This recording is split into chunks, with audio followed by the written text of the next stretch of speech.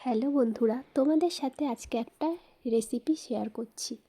যদিও এই রান্নাটা আমার মা করেছে।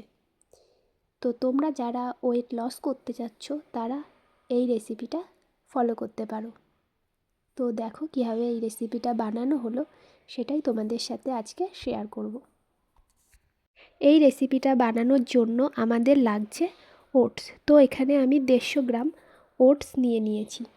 আর সাথে কী কী দিচ্ছি সেগুলো তোমরা ভিডিওটা দেখলেই বুঝতে পারবে। এবার এর মধ্যে দেওয়া হবে সিম। তো তোমরা সব রকমের সবজি দিয়ে এটা বানাতে পারো। তো আমাদের বাড়িতে যেই কটা সবজি ছিল সেটা দিয়ে বানানো হলো। তো এখানে সিম দিয়েছি আর দিচ্ছি এখানে পালং শাক, আর সাথে একটু দেবো বাঁধাকপি। তোমরা এর সাথে গাজর, বিট এগুলোও দিতে পারো।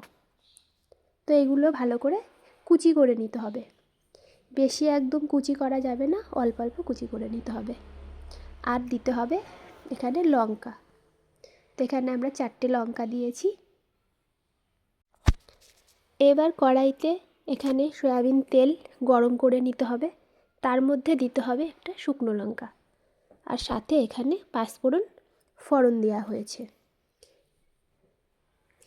এরপর কড়াইতে এখানে মুগের ডালটা দিয়ে ভালো করে ভেজে নিতে হবে। ভাজা হয়ে গেলে তার মধ্যে দেব কেটে রাখা সবজিগুলো।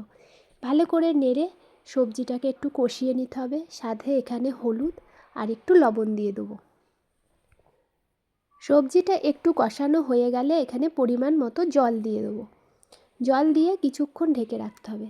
তারপরে এর মধ্যে আমরা ওটসগুলো দিয়ে দিতে হবে।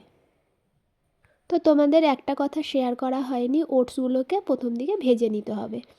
তো এর মধ্যে ওটসটাকে দিয়ে ভালো করে নেড়ে নিতে হবে। একটু ঢেকে রেখে নামিয়ে নিলেই হয়ে যাবে আজকে ওটসের খিচুড়ি। তো তোমাদের রেসিপিটা কেমন লাগলো কমেন্টে জানিও। যদি ভালো লাগে তো একটা লাইক করে দিও। টাটা বন্ধুরা।